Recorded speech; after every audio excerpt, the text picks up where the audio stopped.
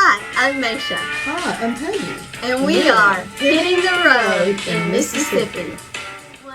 I am Meshea, and I am with Miss Hit the Road herself, Peggy Brown. I'm Peggy Brown, and I'm here with my partner in crime, Meshea.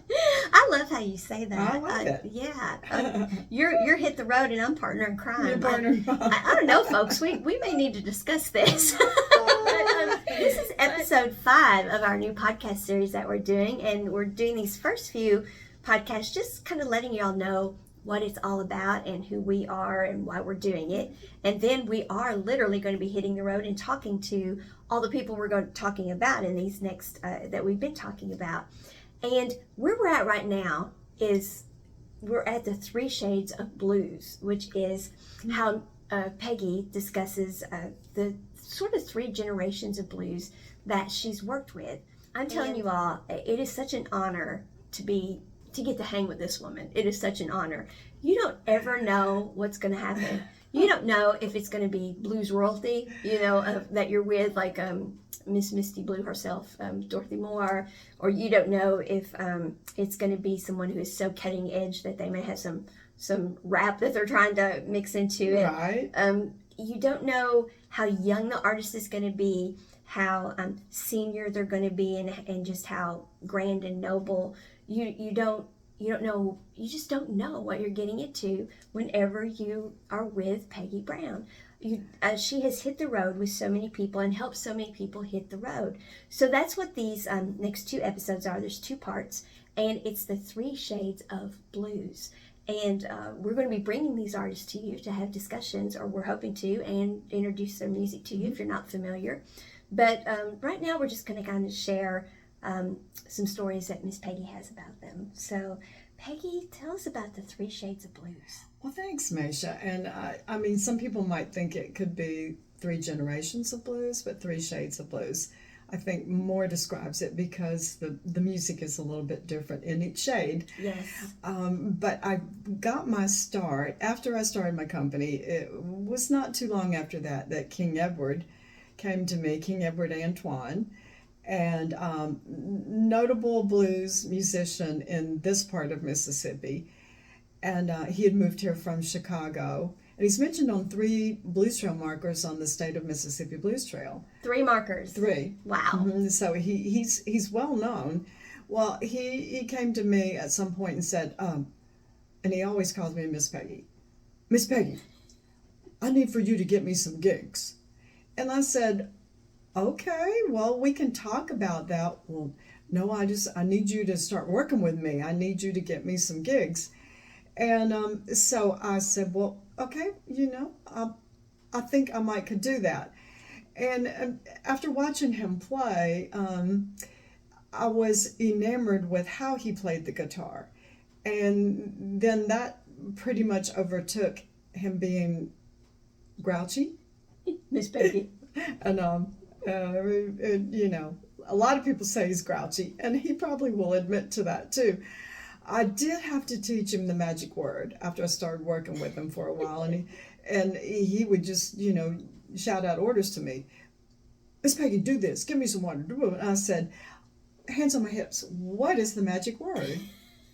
And he would look at me like, well, I don't know what you're talking about. He thought I was crazy. I said, what is the magic word with my hands on my hips? And he goes, well, I don't know. And I said, it's please. There you it's please. go. Whenever you want me to do something, you say please. And I love it. Oh my word, the other guys would just laugh. But he got to where he would go, Miss Peggy, give me some water.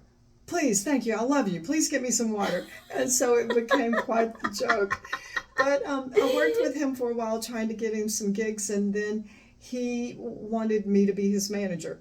And so that took some thought as well. But what I did realize was that he was unrepresented, of course, but he just was under the radar. A lot of people out of the state didn't maybe know him as much as they could. And so I decided there were some things that I could do for him to maybe just help his name get out.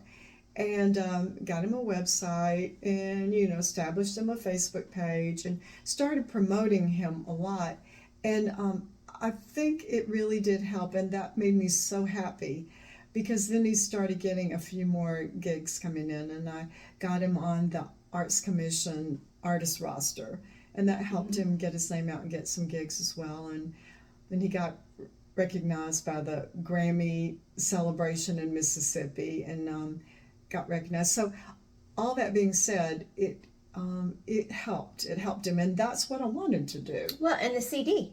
And the CD, yes. And a guy got in touch with me about doing a CD on an artist, and he really was looking for a younger artist. He wanted to record Jarekus Singleton, and that's the second part of this discussion. And Jarekus already had a recording contract going, and so I told him about King Edward, and he decided he wanted to produce a CD on King Edward, and 50 Years of Blues, and paid for the whole thing. We didn't have to pay for anything, so that was a highlight of my being with King Edward, which I still am. I still am his manager. And became songwriter. Yeah. Yes, you became songwriter. Yeah, we wrote a song together. And Bring Your Pretty Self Home. It wasn't called the What's the Magic Word Blues. No, it was not. I don't think he would like that one very much. Jarekus Singleton came along at some point after I was managing King Edward, and Jarekus was the young guy in his 20s, and the one that I mentioned before that had come out of the church, doing gospel music, and wanted to start a blues career. And I'd been following him and his band around because they were doing a different kind of music. They were doing more like rock blues, but it just had this interesting kick to it that, and a lot of people were following them, and I just liked the music, so I followed them everywhere they went. And Jarekus came to me and said, Peggy, I would like for you to manage me. And I went, oh, whoa. I couldn't possibly do that. I said, I have my hands full with King Edward. I can't manage you too. And he said, I really want you to think about it, because I want you to promote me like you've been promoting King Edward. This is the only story you tell that you didn't stop and say, well, could I do that? Yeah, I could do that. This is the only one you don't stop and say that in. Well, no, I didn't. I said, oh my word, I don't think that I can do this. I said, but I'm not turning you down because you're not good. I did say that to him. I said, I'm not turning you down because you're not good. Right. You have immense talent, and I just don't know that I would have the time to help you get to where you need to be. And he said, I want you to think about it. I said, oh man. I remember saying that. Oh man. Okay, well, give me 2 days. 2 days. 2 days, and I'll come back to you with an answer. So, I mean, on my knees praying for 2 days, like, should I do this? Should I do it? Should I do it? He called me up the very next day. Well, what have you decided? I said, no. This is only 1 day. You were supposed to give me 2 days. Not in a young man blues world. That was 2 days. No, that was 2 days. I mean, impatient. No, we got to get this going. And so, oh my word, with fear and trepidation, I agreed to be his manager. And I said, but we're going to try this on a short basis. We're going to do this for 5 months. And if you look and say, I don't think Peggy has done enough for me, I don't want to do this. Okay, and if I go, I just can't do this anymore after 5 months, we will part ways, be company, kiss, make up, not be mad at each other. And we're going to put it on a contract. Are you okay with that? Yeah, so we did it. We won't hate each other We clause. won't hate each other contract. Okay, I've needed contracts like that for a lot of things. So that was brilliance on your part. Well, it was like, this is the only thing I can do because I might want out of this. I really might want out of this. So after 5 months, evidently on his part, he thought I had accomplished some real opportunities for him. And I couldn't let him go. I loved him. Yeah. And I could see that we were achieving some success in getting him promoted. And I got him to compete in the International Blues Challenge, the competition in Jackson. And then he and the band got chosen by judges to send to Memphis to the International Blues Challenge. and they rocked it. The first night we were there was a jam on Beale Street, and I went up to the guy that I knew a little bit, and I said, hey, I've got this guy from Jackson that I'm with, and he's competing from Jackson, and he'd love to play in the jam tonight. And he asked me his name, and I told him. He goes, I've heard that name. And I said, oh, okay, well, can he play? And he goes, well, yeah, if you guys will wait around, I think we'll put him in the rotation. So they got him up. Jaw-dropping guitar skills and performance. People were going, oh my gosh, who is this? Coming over to me, and what's his name? Jarekus. How do you say that? Jarekus. I had to spell it because that's a real unusual name. Yes. So that was part of the attraction to him was his name. Right. But his guitar skills were awesome. And from that competition in Memphis, I got Bruce Iglauer from Alligator Records to come listen to Jarekus, and they had been emailing each other about Jarekus' music, and Bruce came to hear him, and he was stuck. And so there you go. A few months later, Jarekus got a contract with Alligator Records. So that was my young guy. Well, now there's a very interesting story here about you and the young guy and his record deal, and a sofa. A sofa. And it plays into why he stands out as far as his lyrics are concerned. Yes. And it's also a fun story. It's a fun story. It's not you songwriting in the same way you did with King Edward, but you are writing.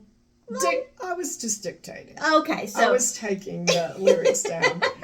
And now, Jarekus' music came out of rap lyrics. He had a big notebook of rap lyrics because he aspired to be a rap artist, but he was a basketball player and had this horrible injury from his foot that he could not recoup from to play basketball. So he turned that intensity about being good and perfection and performance into his music, and then he decided he wanted to play blues, and so that's how all that happened.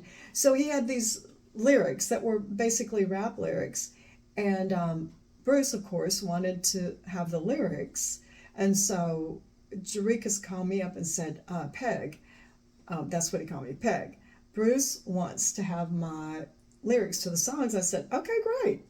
And he goes, well, I need some help in getting them to him. And that's what managers do. That was in the contract, right? Right, that was not in there. And I said, okay, what do you mean by that? Well, I need to just say them to you and have you write them down and send them to Bruce. And I thought, now, why should I do this? And he said, well, I said, okay, I guess I can do that. And he said, well, that's what managers do. You had been really clever with that contract on that we won't hate each other part. We won't hate each other. But that I will let you dictate all your lyrics to me, and I will be your secretary. Lyrics. Yeah. So he came over to my apartment, and I had a really long sofa at that point, which was good for him because he's tall. And he stretched out on the sofa, leaning against the sofa arm with his hands behind his head, telling me the lyrics. Okay. And so I would write them down, and then I'd read it back and say, is that how it goes? Yes. And some of them he kind of sang to me, but most of them he just said, it was kind of... Actually, it was kind of a lyrical way. He was kind of sing-songing them. Right. So I wrote them down and accomplished the mission. And typed them up. I typed them up and emailed them to Bruce. Task done. So that's one of my fond memories of him stretched out on my sofa, dictating his song lyrics to me. So when the album came out, I knew the lyrics. I think you should have been credited somewhere on the album. So right. We have much more about the 3 Shades of Blues to cover, so we're going to have another whole episode on it. So you all stick around with us as we continue talking about hitting the road in Mississippi. Thank you for joining us, and you can reach out to us at this email address, htrprb htrprb@gmail.com. We'd love to hear any ideas you might have about what we're doing or any suggestions about where we might go or someone we might interview. As we are hitting the road in Mississippi.